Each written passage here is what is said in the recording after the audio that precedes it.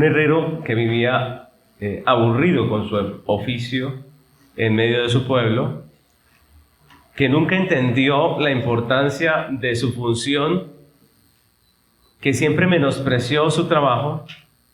Un día fue encargado por el mismo rey de herrar su caballo, de que le pusiera las herraduras al caballo. El rey salía para la guerra con su ejército, vio a este herrero y lo puso en ese trabajo.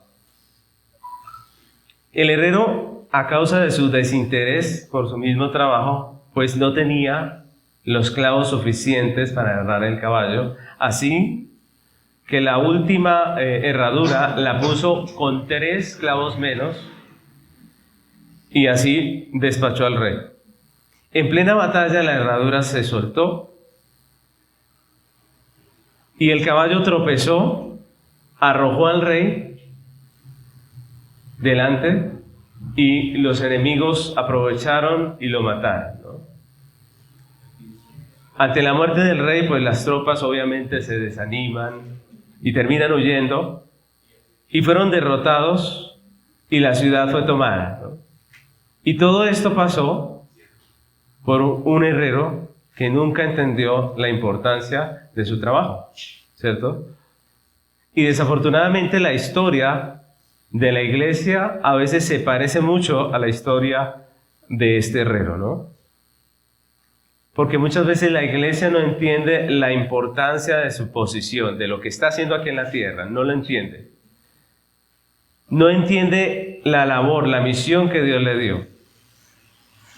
No entiende el compromiso que tiene delante de Dios. Y en nuestro estudio de hoy el apóstol nos va a hablar precisamente de la iglesia. Y ruego al Señor que nos permita, por su palabra y su espíritu, hoy comprender no solamente lo que somos nosotros como iglesia, sino el llamado que nosotros tenemos, la misión que está por delante de nosotros. Amén. Así que continuamos hoy con esta serie expositiva de las epístolas del apóstol Pablo, de la epístola del apóstol Pablo a los Efesios, con un lema: en Cristo, por Cristo y para Cristo. Esta es nuestra 8ª enseñanza y se titula Miembros de su iglesia. Miembros de su iglesia. Vamos a estar estudiando hoy Efesios capítulo 2, versículos del 11 al 22. Efesios capítulo 2, versículos del 11 al 22. Dice la palabra del Señor: Por tanto, acordaos de que en otro tiempo vosotros, los gentiles, en cuanto a la carne, erais llamados incircuncisión, por la llamada circuncisión hecha con mano en la carne. En aquel tiempo estabais sin Cristo, alejados de la ciudadanía de Israel y ajenos a los pactos de la promesa, sin esperanza y sin Dios en el mundo. Pero ahora en Cristo Jesús, vosotros que en otro tiempo estabais lejos, habéis sido hechos cercanos por la sangre de Cristo, porque Él es nuestra paz, que de ambos pueblos hizo uno, derribando la pared intermedia de separación, aboliendo en su carne las enemistades, la ley de los mandamientos expresados en ordenanzas, para crear en sí mismo de los dos un solo y nuevo hombre, haciendo ¿qué? La paz. Y mediante la cruz reconciliar con Dios a ambos en un solo cuerpo, matando en ella las enemistades. Y vino y anunció las buenas nuevas de paz a vosotros que estabais lejos y a los que estaban cerca, porque por medio de Él los unos y los otros tenemos entrada por un mismo espíritu al Padre.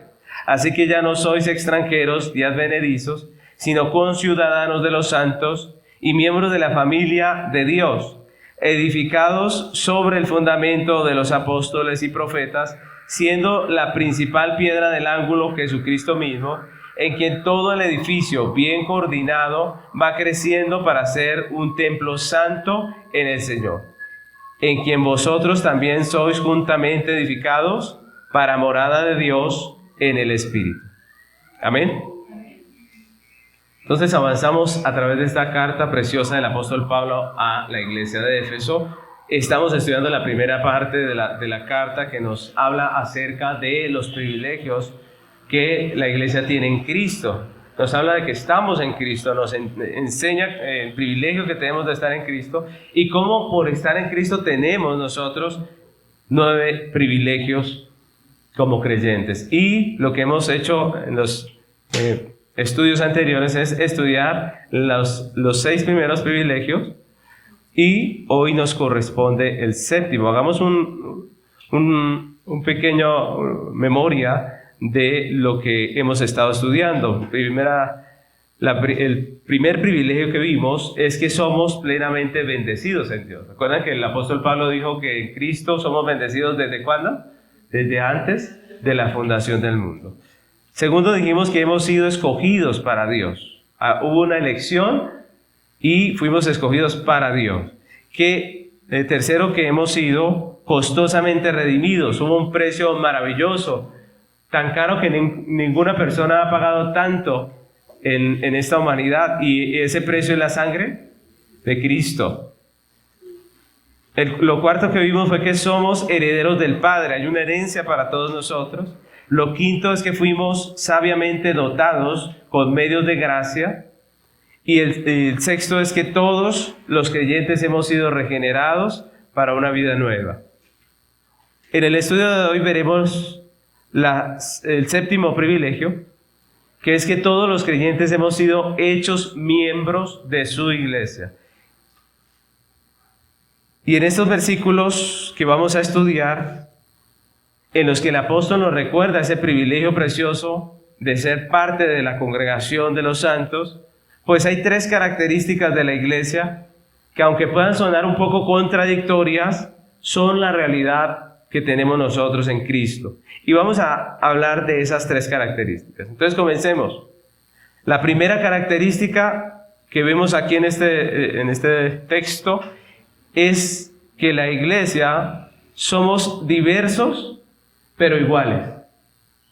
Somos diversos pero iguales. Suena un poco contradictorio el asunto, ¿no? Somos diversos pero iguales.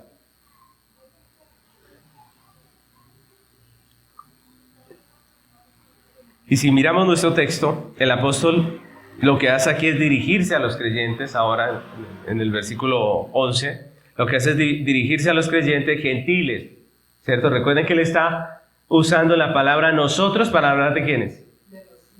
¿De quiénes? De los judíos. ¿Recuerdan que Pablo es judío? Nosotros, dice el apóstol Pablo, está hablando de los judíos. Y cuando dice ustedes, de los gentiles, ¿cierto? Entonces aquí otra vez el apóstol Pablo se dirige a los creyentes gentiles, recordándoles su estado pasado en comparación con los judíos. Él hace ahí una pequeña comparación y hay algunas cosas que él compara. Hay algunas cosas en las que podemos nosotros ver esa comparación, ¿no? La primera es que los judíos eran circuncidados y ellos eran incircuncisos, ¿no? Los judíos eran circuncidados y los gentiles incircuncisos. Y aquí Pablo aclara que está hablando del rito físico de la circuncisión. Entonces recordemos que la circuncisión se practicaba entre los judíos como sello del pacto de Dios con su pueblo. Es decir, era un símbolo de pertenencia. Todo el que pertenecía al pueblo de Dios debía ser marcado, ¿no? Y al igual que con el bautismo cristiano, en el Antiguo Testamento todo aquel que empezaba a ser parte de ese pueblo de Dios debía ser circuncidado. Hoy en día el que pertenece al pueblo de Dios es bautizado. En ese tiempo eran circuncidados. Por eso todos los hijos de Israel eran circuncidados. ¿Cuánto tiempo después de nacido? ¿Recuerdan? 8 días. 8 días y ya era circuncidado. ¿Se le preguntaba al bebé si quería ser circuncidado? No, obviamente que no. ¿Se le preguntaba su fe? No, él pertenecía. Decía el judío, decía el hijo de Israel, decía, él es mi hijo, yo estoy en el pacto, él también está dentro del pacto, y lo circuncidaba. Y por eso, mis hermanos, en muchas iglesias bíblicas como la nuestra, somos creyentes de que nuestros hijos deben ser marcados dentro del pacto, ¿no? Nuestros hijos hacen parte del pueblo de Dios, de la iglesia, y por eso deben ser marcados con el sello del pacto, que en este tiempo es el bautismo. Y Pablo le recuerda a los gentiles que ellos eran considerados por los judíos como incircuncisos. Y esa es una palabra interesante, mis hermanos, porque si nosotros vamos a la historia, en el tiempo en que escribe Pablo, habían otros lugares donde había circuncisión. Y si vamos al tiempo de Abraham, pues vamos a ver que también habían otras naciones que practicaban la circuncisión, ya sea como un rito ceremonial o por cuestiones de salud. Habían otros pueblos en la tierra que practicaban la circuncisión. Entonces uno se pregunta, ¿por qué eran llamados incircuncisos los gentiles? Si naciones como los egipcios, los del pueblo Egipto, también practicaban la circuncisión. Pues porque aunque practicaban una circuncisión, no era la circuncisión de los judíos. Las demás naciones no se circuncidaban como parte del pacto de Dios. Es lo mismo que hoy en día. Yo les pregunto, ¿será que el cristianismo es el único que bautiza? No, hay muchas religiones que bautizan. Pero para nosotros son no bautizados porque no estamos bautizados ¿en quién? En Cristo, ¿cierto? Entonces la palabra circunciso o incircunciso tenía una connotación más de pacto, más que de la ceremonia física. Tenía una connotación de pacto. El circuncidado tiene la señal del pacto, de que pertenece al pueblo de Dios, y el incircunciso no la tiene, no hace parte del pueblo de Dios. Y a esto se refiere el apóstol Pablo cuando dice que los gentiles eran incircuncisos. Pero luego, en el versículo 12, Pablo va un poco más allá y dice que los gentiles estaban sin Cristo, sin esperanza y sin Dios. Y esa manera de expresarse también es curiosa, ya que los gentiles, es decir, las naciones paganas, eran conocidas precisamente por tener muchos dioses, ¿no? Ellos tenían muchos dioses. Se cree que los egipcios llegaron a tener más de 2000 dioses, imagínense ustedes. De toda clase. Aquí en Colombia tenemos hartos, pero no tanto como los egipcios. Los egipcios llegaron a tener 2000 deidades. Entonces, ¿por qué el apóstol dice que ellos estaban sin Dios? Esa palabra que él usa es la palabra ateo, ¿cierto? ¿Por qué el apóstol dice que estaban sin Dios? Obviamente porque se está refiriendo al Dios verdadero. Los gentiles adoraban a dioses falsos, pero no al Dios verdadero. Los demás dioses no son dioses en realidad, y por eso una persona que tiene un Dios falso es una persona que no tiene a Dios. Es lo que dice Pablo. Y de la misma manera, Pablo dice que estaban sin esperanza. ¿Por qué? Porque poner la esperanza en un Dios falso equivale a no tener esperanza. Por eso Pablo dice que viven sin esperanza. Y los gentiles tampoco tenían la promesa del Mesías, que sí tenían los judíos. No conocían la justicia sustitutiva que sí conocían los judíos. No tenían un templo, un sacerdote, una ceremonia que anticipaba la redención. No tenían nada de eso.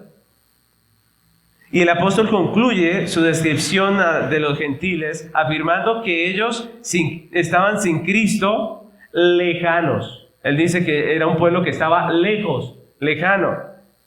Y esa palabra significa distancia, significa retirados. Los gentiles estábamos muy lejos de Dios. Los gentiles estábamos lejos de Dios, es lo que dice el apóstol. En comparación a los judíos. Los judíos estaban cerca porque por la soberana gracia de Dios, al Señor le permitió en su voluntad que ellos pudiesen tener todas esas cosas que los hacían cercanos, ¿no? Los judíos estaban cerca porque Dios les había dado la revelación. Ellos tenían la ley de Dios, tenían sus promesas, su templo, su evangelio, pero los gentiles estaban lejanos de todas estas cosas. Pero yo quiero terminar este primer punto haciendo una aclaración, porque alguno que escuche esta enseñanza de hoy sin haber escuchado la anterior, podría llegar a pensar que los judíos eran los buenos y los gentiles los malos. ¿Qué dicen ustedes? ¿Así era? No, porque Pablo ya venía hablando y diciéndonos que todos, tanto judíos como gentiles, somos pecadores. Estamos destituidos de la gloria de Dios. Todos los judíos, aunque estaban cerca, eran pecadores. Y la única manera en que fueron salvados fue por la gracia de Dios. Siempre ha sido así. La verdadera fe judía descansaba era en el Evangelio, en el pacto de Dios, en el sacrificio del Cordero, en la promesa del Mesías, en la justificación por fe. Y fue el pecado del hombre el que llevó al judío al legalismo de la salvación por obras. ¿Por qué los fariseos llegaron a pensar que la salvación era por obras? ¿La Biblia enseña que la salvación es por obra? No. Llegaron a ese punto porque son pecadores, porque llegaron a creer que ellos sí cumplían la ley. Por lo que hablábamos hace un momento, ¿nos es más fácil ver el pecado de los demás que ver nuestro propio pecado? Nos es más fácil juzgar las acciones de los demás que juzgar las propias nuestras. Y el fariseo llegó a pensar que él merecía el cielo y que los demás no lo merecían. ¿Pero qué dice la Biblia? ¿Merecemos el cielo por nuestras propias obras? No. Lo único que merecemos es condenación. Entonces lo mismo pasa hoy, ¿no? Hay personas que son ateas y personas que son religiosas. Yo les pregunto, si usted conoce un ateo y un religioso de cualquier religión, ¿cuál necesita más el evangelio? ¿El ateo o el religioso? ¿Los dos? Los dos necesitan el evangelio. Hay personas que creen en dioses falsos y hay personas que creen que hay un Dios nada más, el Dios verdadero. Hay personas que son morales y personas que son libertinas. ¿Quién necesitará más a Cristo? Los dos. Porque nosotros a veces vemos una persona moral y decimos, bueno, pero por lo menos esa persona se porta bien, ¿cierto? Es un buen esposo, es una buena esposa, es un buen padre, lo que sea, ¿cierto? Como que ese no necesita. En cambio aquel, ¿cierto? Aquel sí necesita. Pero la Biblia nos muestra que todos necesitamos a Cristo. Hay personas que son muy libertinas, pero también hay personas que son morales. ¿A cuáles les predicó Jesús? A todos. Personas honradas y personas deshonestas. Pero al fin de cuentas, todos los hombres somos pecadores y todos los hombres necesitamos redención, todos los hombres necesitamos el evangelio. Ni la religión, ni la moral, ni las obras pueden salvar a un hombre. Porque solo hay un camino entre Dios y los hombres y ese único camino es Jesucristo, el Cordero de Dios que quita el pecado del mundo. Y eso nos lleva al siguiente punto de nuestra enseñanza. La siguiente característica, la segunda característica que vemos aquí en este texto acerca de la iglesia, es que estamos distantes pero unidos. Estamos distantes pero unidos. Esa es la segunda característica de la iglesia, distantes pero unidos. Dice el versículo 13, quisiera leerlo. Dice, pero ahora en Cristo Jesús, vosotros que en otro tiempo estabais lejos, habéis sido hechos cercanos por la sangre de Cristo. Entonces, después de hablarnos de la condición de los gentiles sin Dios, en comparación a los judíos que estaban cerca, ahora el apóstol Pablo lo que hace en el versículo 13 al 18 es enfocarse en la obra de Cristo, en lo que Él logró con su cruz, en lo que nosotros como iglesia somos por la obra de Jesús, por el evangelio de nuestro Salvador. Lo interesante es que en esa obra el apóstol Pablo no involucra solamente a gentiles, sino también a los judíos. Es decir, la obra de Jesús fue beneficiosa no solamente para los gentiles que estaban lejos, sino también para ¿quién? Para los judíos que estaban cerca. Como el apóstol viene hablando de los gentiles, pues él continúa hablándoles a ellos en el versículo 13 y les recuerda que por la sangre de Cristo derramada en la cruz, como precio por nuestro rescate, los gentiles que estaban lejanos fuimos hechos cercanos, ¿no? Y eso nos habla de tres cosas. Primeramente, que la obra de Cristo no fue solamente por el pueblo judío, sino también por todos los gentiles, por toda la iglesia que Dios tiene en todo el mundo. Personas de todas las naciones como fue desde el principio la promesa de Dios. Miren porque a veces pensamos que en el Antiguo Testamento la promesa era para los judíos y en el Nuevo para los gentiles. Pero eso no es así. En el Antiguo Testamento la promesa también era para el pueblo gentil. Miren lo que dice Génesis 12, del 2 al 3. Busquemos ese texto, Génesis 12, del 2 al 3. Recordemos que este es el pacto de Dios con Abraham. Abraham era el padre de todos los judíos, de todos los hijos de Israel, que después fue llamado el pueblo judío, después del cautiverio. Miren el pacto que hace Dios con Abraham. Dice en el versículo 2 y 3. Y haré de ti una nación grande, y te bendeciré y engrandeceré tu nombre y serás bendición. Bendeciré a los que te bendijeren y a los que te maldijeren maldeciré, y serán benditas en ti todas las familias de la tierra. ¿Estaban las demás naciones incluidas en el pacto de Abraham, sí o no? Claro, ahí dice, serán benditas en ti, ¿qué? Todas las naciones de la tierra. En el Nuevo Testamento Pablo dice que ese texto estaba hablando de Cristo. En quien son bendecidas todas las naciones de la tierra es en Cristo, un descendiente de Abraham. Entonces la misión de los judíos que estaban cerca era precisamente acercar a los gentiles. Miren porque ahí pasa lo del herrero, ¿no? Que la iglesia a veces confunde su labor, menosprecia lo que Dios le dio y termina alejándose de lo que Dios le mandó. La misión de los judíos que estaban cerca era acercar a los gentiles, que estaban lejos. Pero en su pecado lo que hicieron fue alejarlos cada vez más, ¿no creen? En vez de acercar a los gentiles, lo que hicieron fue alejarlos. Es más, ellos cogieron cierta repugnancia por el gentil. Una repugnancia que no era mandada por Dios. Y el error de los judíos es que, al igual que el herrero de la historia, ellos menospreciaron su misión de ser luz a las naciones con el evangelio y empezaron a hacer mal su tarea. Se llenaron de legalismo, despreciaron a los gentiles por su pecado, evadieron el hecho de que ellos también eran pecadores y que si representaban al pueblo de Dios era solamente por la gracia de Dios. Ahora yo les pregunto, ¿será que nos puede pasar eso a nosotros? Que perdamos nuestra razón de ser, nuestra misión, y que terminemos volviéndonos legalistas, menospreciando a los pecadores que no conocen el evangelio. ¿Será posible? Es posible que olvidemos nuestra misión de ser luz y terminemos encerrados en nosotros mismos, haciendo a un lado nuestro ministerio de la reconciliación que Dios nos encargó. ¿Será que nos podemos encerrar en nosotros mismos y juzgar a los pecadores? Claro que sí. De hecho, si nos damos cuenta, en la iglesia actual hay mucho legalismo y fariseísmo que aleja al pecador de Cristo y poco evangelio bíblico que lo reconcilia con Dios. Nosotros debemos ver y aprender el ejemplo de los judíos. No podemos encerrarnos en nosotros mismos, vivir condenando el pecado del mundo y no enseñarles el evangelio.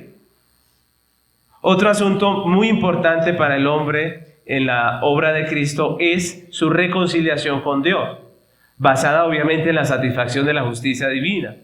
Y aquí Pablo también nombra esa reconciliación, pero incluyendo a judíos y a gentiles. Dice que Cristo mediante la cruz reconcilió con Dios a ambos, es decir, a los judíos que estaban cerca y a los gentiles que estaban lejos. A ambos anunció las buenas nuevas de paz, a los dos, a judíos y a gentiles. Y como ya vimos, para judíos y gentiles hay un solo camino al Padre, que es Cristo. Aunque desde el Antiguo Testamento vemos que algunos gentiles hicieron parte del pueblo de Dios, porque nunca la puerta estuvo cerrada para el gentil, ¿o sí? No. Recuerden a Ruth, la moabita. Y podemos ver en la Biblia, es más, el mismo Abraham. Abraham era judío. Era de Ur de los Caldeos. Era pagano, era fabricante de dioses. Así que desde el Antiguo Testamento vemos a muchos gentiles añadiéndose a la iglesia.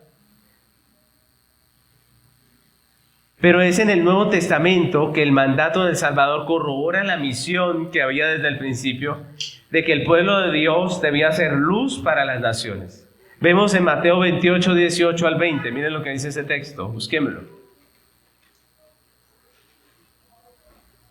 Mateo 28, versículos 18 al 20.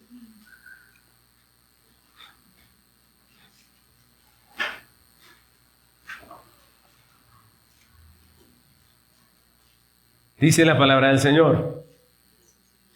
Y Jesús se acercó y les habló diciendo: toda potestad me es dada en el cielo y en la tierra, por tanto, id y haced discípulos a todas las naciones, bautizándolos en el nombre del Padre y del Hijo y del Espíritu Santo, y enseñándoles que guarden todas las cosas que os he mandado, y aquí yo estoy con vosotros todos los días hasta el fin del mundo.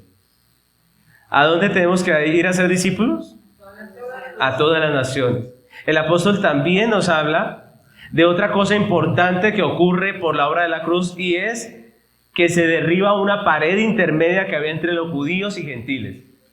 Y aquí específicamente está hablando o está haciendo referencia a una pared intermedia que separaba en el templo a los judíos de los gentiles. Los judíos tenían una parte especial en el templo, y los gentiles conversos estaban retirados en algo que se llamaba el atrio de los gentiles. Yo creo que hemos escuchado cuando hemos leído la Biblia. El atrio de los gentiles era ese lugar apartado donde ponían a los gentiles, ¿cierto? Pero dice Pablo que en Cristo esa pared se rompió. En Cristo ya no hay diferencia, es lo que está diciendo. Y cuando dice que abolió la ley de los mandamientos expresados en ordenanza, algunos piensan que está hablando de que Dios abolió la ley. Y nosotros debemos tener cuidado, porque esa es una falsa doctrina que existe, ¿cierto? Que es la que dice que ya no hay ley en Cristo. Pero eso no es cierto. Jesús habló de la ley. Que les pregunto, ¿qué creen ustedes? ¿Jesús habló de la ley? ¿Hay que guardar la ley o no? Claro que hay que guardarla. Lo que decimos es que no somos salvos por guardar la ley. Eso es lo que decimos. Pero no que no haya ley. Todavía ¿hay que honrar al padre y a la madre o no? Claro, todavía. Todavía es pecado matar, todavía es pecado todo lo que dice la Biblia. Entonces, ¿qué es lo que dice cuando dice que él abolió las ordenanzas, los mandamientos expresados en ordenanzas? Pues está hablando de la ley ceremonial judía, que era necesario hasta la aparición del Mesías. Ustedes recuerdan que ella anticipaba la redención.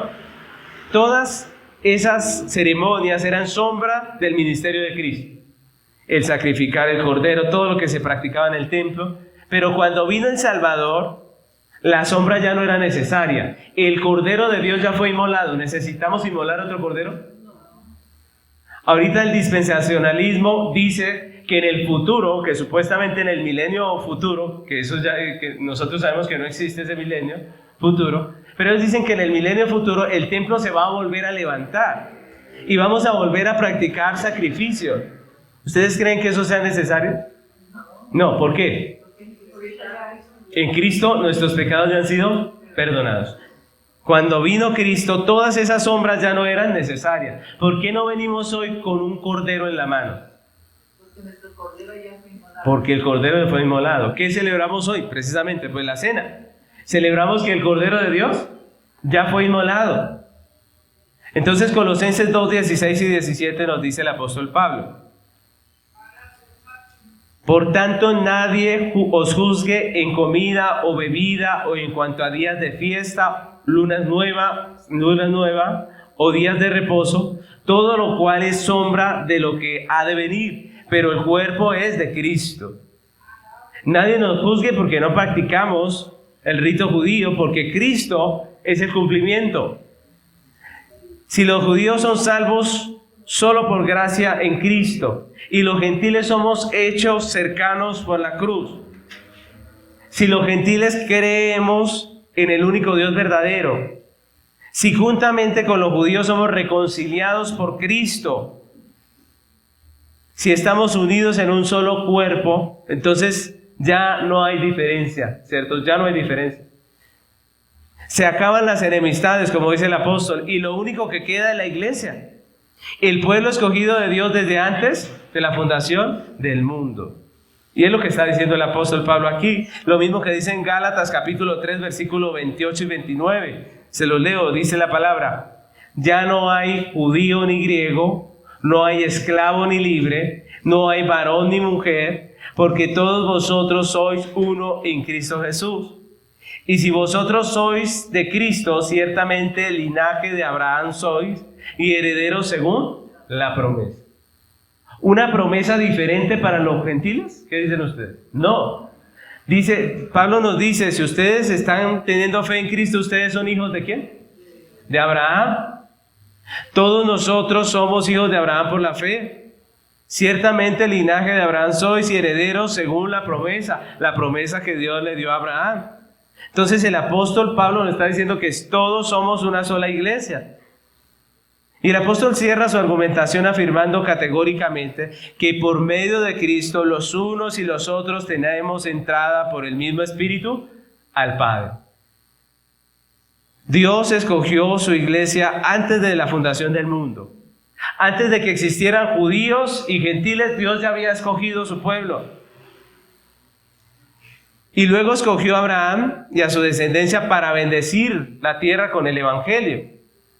Cuando vino el Mesías, reiteró esa voluntad de Dios de salvar a las naciones con el Evangelio. La iglesia es un pueblo compuesto por muchas personas. ¿Ustedes se dan cuenta? Muchas personas de muchas nacionalidades, con costumbres diferentes, ¿o no? Con maneras de ser muy distintas, ¿cierto? Usted puede ver, por ejemplo, en África, usted puede ver un culto africano, de pronto es un culto más movido, ¿no creen ustedes? ¿Cierto? Podríamos juzgarlos y decir, esos son terribles. ¿No? Allá lo hacen diferente, son diferentes y están honrando y respetando a Dios como el Señor, pues son hermanos en Cristo. En otras nacionalidades las cosas serán diferentes, el orden de culto es diferente, pero al fin y al cabo todos somos una iglesia en Cristo. Tenemos idiomas diferentes, costumbres diferentes, somos muy diversos, pero somos una sola iglesia. Y esa es nuestra tarea, mis hermanos. Nuestra tarea es reunir la iglesia, evangelizar, llevar el evangelio. Para eso estamos aquí, para comunicar a todo el mundo el evangelio de Cristo, para hacer luz en medio del mundo en tinieblas, para mirar al pecador con misericordia y no con orgullo fariseo, para predicar las buenas nuevas y no para rechazar al pecador. Porque nos podemos volver fariseos, ¿o no? Podemos terminar juzgando y despreciando a todo el mundo. Y yo creo, mis hermanos, que Dios nos está moviendo a esto del discipulado y todo eso porque va a traer personas y vamos a crecer como miembros en cantidad. Pero yo espero que nosotros seamos maduros para recibir a los que vienen, ¿cierto? Aunque vengan oliendo a trago o a cigarrillo, aunque vengan con una ropa escandalosa, ¿cierto? Nosotros debemos comprender esas cosas. A veces nosotros esperamos cosas que no son bíblicas de las personas nuevas que vienen. Tenemos que aceptar que Dios nos está llamando aquí a esta tierra, no simplemente para hablar mal del pecador, no simplemente para condenar sus acciones, sino para predicarles el Evangelio de Cristo. Esa es nuestra tarea. La pregunta es, ¿estamos anunciando la obra del Redentor? ¿Estamos haciendo la tarea? El tercer punto de nuestra enseñanza. La tercera característica es que en la iglesia del Señor somos muchos, pero uno solo. Somos muchos, pero uno solo.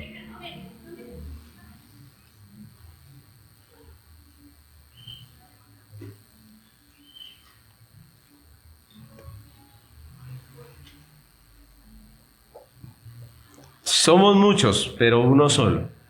Entonces, por último, en este texto vemos que el apóstol Pablo nos enseña acerca de la unidad de la iglesia de Cristo, a pesar de la inmensa multitud de personas que somos. Y utiliza 4 analogías que son muy específicas, que nos hablan de nuestro lugar en medio de la iglesia y de nuestros deberes como miembros. 4 analogías usa el apóstol Pablo aquí en el final de lo que estamos estudiando. ¿Cuáles son esas 4 analogías? La primera es que somos miembros de un solo cuerpo. Somos muchos miembros, ¿pero qué? Un solo cuerpo. Miren la la multitud, pero a la vez la unidad. Somos uno solo, ¿no? Y aquí, como en muchos de los escritos del apóstol Pablo, habla de la iglesia como un solo cuerpo. Y usa esa expresión para hablar de la unidad entre judíos y gentiles, ¿cierto? Judíos y gentiles, somos un solo cuerpo. A pesar de las diferencias, a pesar de la multitud de judíos y de creyentes que somos un solo cuerpo. Constituimos un solo cuerpo que es la iglesia. Y asimismo la iglesia universal, y no estoy hablando de denominación, sino de la iglesia en todo el mundo, ¿cierto? La iglesia en todo el mundo somos muchos miembros, diferentes los unos de los otros, pero en Cristo somos un solo cuerpo, con una sola cabeza. ¿Por qué nos parecemos los creyentes bíblicos? Porque aunque tenemos muchos pastores, maestros, aunque somos una multitud de iglesias y de personas, de ancianos, de presbíteros, de diáconos, imagínense ustedes cómo será de grande la iglesia, ¿no? Pero a pesar de todo eso, somos un cuerpo que tiene una sola cabeza. ¿Y esa cabeza es quién? Es Cristo. Tenemos una misma doctrina, una misma fe, un mismo bautizo, dice la Biblia. Así que, aunque hablamos lenguas diferentes, seguramente cuando hablamos con otros pastores, otras personas de otros lugares, pues vamos a ver que todos pensamos parecido, porque somos de Cristo. Ustedes han leído documentos de los reformadores. Unos eran escoceses, otros eran franceses, otros eran de muchas naciones, pero todos nosotros cuando leemos un documento de Martín Lutero, que era alemán, decimos amén, ¿cierto? Nos identificamos. Nos declaramos alineados a la confesión de fe de Westminster. Y esa confesión, ¿cuántos años no tiene? ¿Cierto? Tiene muchos años. De creyentes de otro lugar, pero nosotros leemos esa confesión y podemos decir amén, porque aunque somos muchos, siempre tenemos una misma cabeza. Pero esta analogía del cuerpo también se usa en la Escritura para hablar de nuestro lugar en la iglesia como siervos. Todos somos miembros del cuerpo de Cristo y a cada uno Dios ha dado diferentes dones y talentos. Y como miembros del cuerpo, unos tienen una labor, otros tienen otra. Así como pasaba con los gentiles y los judíos. Los judíos fueron primero para enseñar a los gentiles. Y ellos se apartaron de su misión, ¿cierto? Nosotros también, cada uno tiene una labor dentro del cuerpo. Entonces en la iglesia hay quienes sirven, hay quienes oran, hay quienes ayudan, hay quienes animan. Y así podríamos hacer una lista inmensa de los diferentes dones que Dios le dio a cada quien. La pregunta es, ¿cuál de esos miembros es más importante? Ninguno, ¿cierto? Todos los miembros de Cristo son importantes para la obra del Señor. Ninguno es más. No podemos menospreciar nuestro lugar en el cuerpo, como le pasó al herrero. Muchas veces tenemos la concepción del herrero. El herrero veía a los soldados y decía, tan chévere, ellos luchan y todo, luego llegan, todo el mundo los ovaciona, ¿cierto? Tan chévere aquel, tan chévere el otro, y miraba al uno y al otro y decía, ya me toca clavar puntilla, ¿cierto? Yo no significo nada, pero por culpa de él se perdió la guerra y la libertad. Mis hermanos, a veces nos pasa lo mismo. Nosotros tenemos una parte en el cuerpo de Cristo y aunque en la iglesia no nos pasan al frente y dicen, venga, usted es espectacular el trabajo que usted ha hecho en todo este tiempo, aunque nunca nos reconozcan, debemos reconocer que Dios nos puso aquí con una misión y esa es a quien debemos dar cuentas, ¿cierto? Nosotros no estamos aquí de relleno, ¿o sí? Somos parte importante de la iglesia, cada uno de los que estamos aquí. La segunda analogía que hace el apóstol aquí es la analogía de un reino del cual los creyentes somos ciudadanos. Somos muchos ciudadanos, ¿cierto? Pero formamos un solo reino, una sola nación. Y esta analogía es muy apropiada para el asunto específico del que está hablando el apóstol Pablo aquí. Ya que en Cristo gentiles y judíos forman una sola nación, forman un solo reino, el reino de Dios, la iglesia de Cristo. No importa la nacionalidad que usted sea en esta tierra, en Cristo todos somos de una misma nacionalidad. Y esta analogía también es muy usada por el apóstol generalmente en relación al propósito de nuestra existencia en la tierra. Entender que somos ciudadanos del cielo es vivir conscientes de que los creyentes estamos de paso en este mundo, pues la meta es volver a nuestra patria eterna.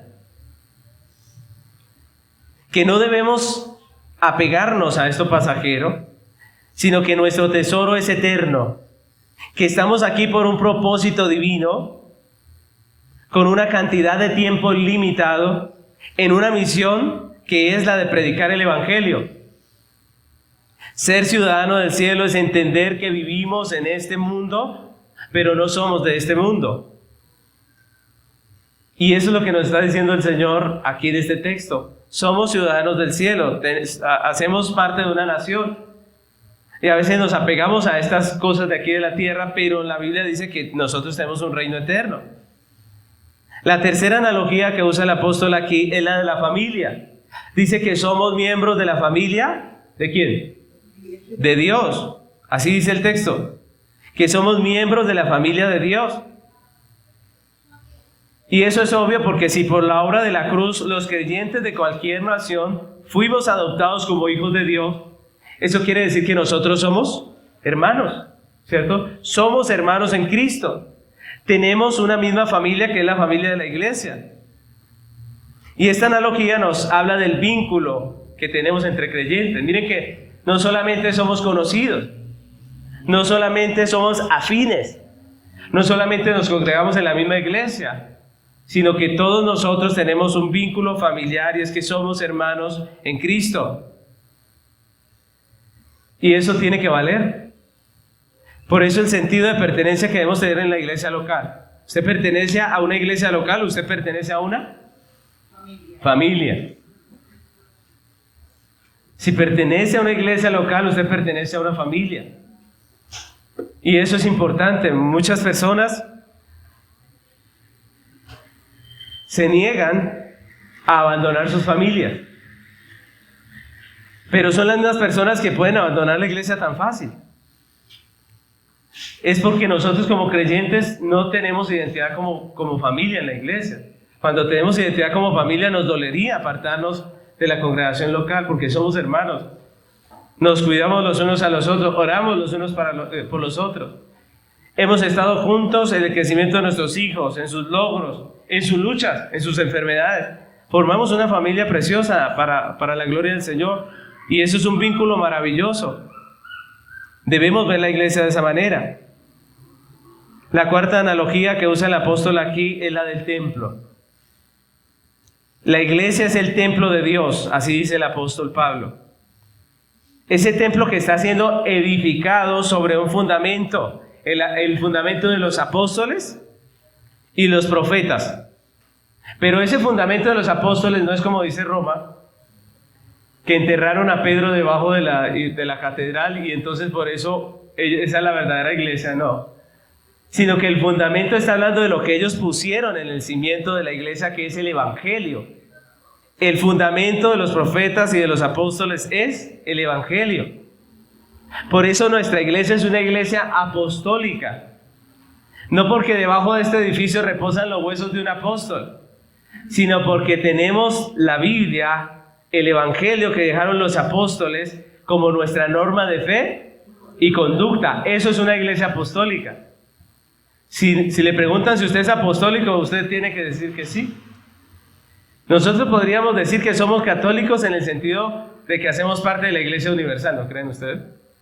Podríamos decir que somos apostólicos no porque tenemos enterrado a un apóstol, sino porque creemos en la doctrina de los apóstoles. Pero lo que no podemos decir es que somos romanos, porque nosotros somos colombianos, ¿cierto? Somos la Iglesia Universal Apostólica de Jesucristo. Somos el pueblo de Dios. Entonces somos un templo que se está construyendo, donde cada creyente es una piedra viva, dice la palabra de Dios. Una piedra viva. ¿Usted es una piedra viva en esta iglesia? Usted tiene el privilegio de ser parte de una iglesia bíblica donde es una piedra viva en el Señor. Parte de ese edificio que Dios está construyendo, que según Pablo está bien coordinado por la sabiduría de Dios, que va creciendo para ser un templo santo en el Señor, donde mora el Espíritu Santo. ¿En dónde mora el Espíritu Santo? ¿Aquí en este local? No, en nosotros. Hoy en día se manipula a la gente diciendo el Señor, el Espíritu Santo está viniendo en este momento, ¿cierto? Siéntalo, mire, se siente su poder y todas esas cosas. Pero mis hermanos, la Biblia dice que nosotros somos el templo y que el Espíritu de Dios, ¿qué? ¿Y cada cuánto se sale o cómo es la cosa? No, Él mora en nosotros todo el tiempo. Si yo les digo el Espíritu de Dios está en este lugar, pues obviamente, pastor, ¿no es que aquí estamos todos? ¿Cierto? Cuando alguien les diga así, dígale, claro, obvio, ¿cierto? Claro que está en este lugar. El Espíritu de Dios está con nosotros. No debemos nosotros decir, Espíritu Santo, ven y llénanos porque no tenemos al Espíritu. No, debemos decir, Señor, gracias porque nos has dado tu Espíritu. Tenemos el Espíritu de Dios. Lo que Pablo nos está diciendo es que a pesar de que somos muchos miembros, todos nosotros somos uno solo en Cristo.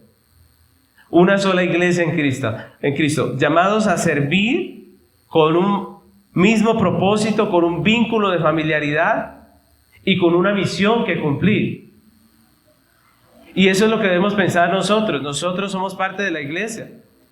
No necesitamos una condecoración o una medalla para que nos digan, usted hace parte de la iglesia, es parte importante. Dios nos está diciendo, todos nosotros tenemos una razón de ser en Cristo. Estamos aquí por una obra de Dios, tenemos un propósito, una misión. Así que debemos vernos así. Pertenecer a una iglesia bíblica es un privilegio. No menospreciemos ese privilegio.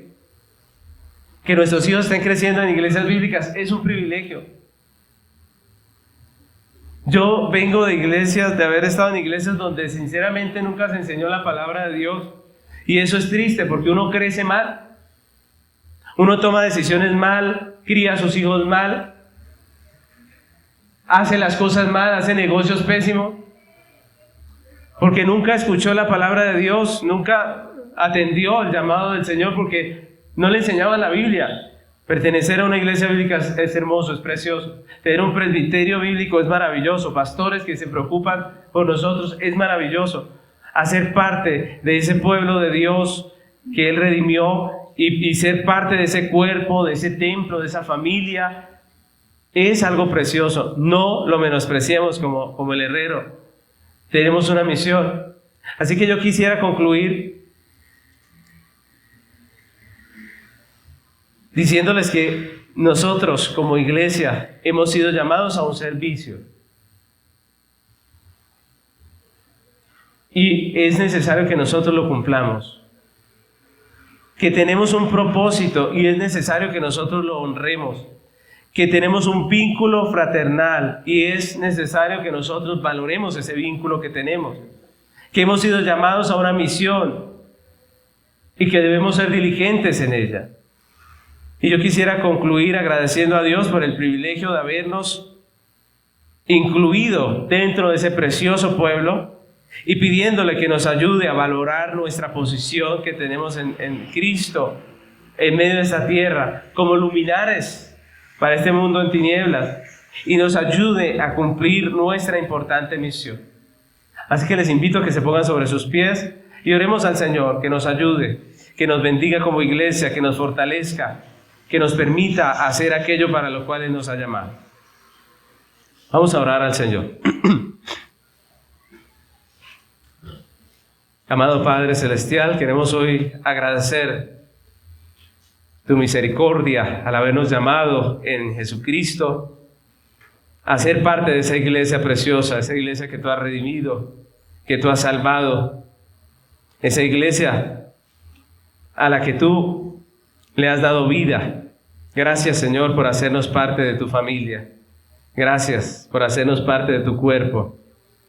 Gracias por hacernos parte de ese templo precioso en el cual estamos siendo edificados, en el cual cada día, Señor, por tu Espíritu, por tu palabra, Estamos siendo formados. Gracias por ese vínculo precioso de la familia. Gracias, Señor, por hacernos piedras vivas, Señor. Gracias, Señor, porque somos ciudadanos de los santos, miembros de esa nación santa, Señor. Gracias por todo ese privilegio. Padre, ayúdanos a hacer tu obra, a hacer aquello que tú nos has llamado. Te pedimos que nos ayudes a valorar lo que tú nos has hecho y el llamado que nos estás haciendo. Permítenos ser luz en medio de las tinieblas. No permitas que el legalismo nos ciegue los ojos y terminemos de fariseos en esta tierra, juzgando a todo el mundo y violando el compromiso que tenemos de ser luz para este mundo en tinieblas. Ayúdanos, Señor. Que la vida que tú nos has dado y que nos queda en esta tierra sea para tu gloria, sea para cumplir esa misión, sea para llevar tu bendito evangelio a aquellos corazones que están sin Cristo. Señor, ayúdanos. Límpianos, guíanos, Padre, y ayúdanos a hacer luz para aquellos que están en tinieblas. Te lo pedimos en el nombre de Cristo Jesús. Amén.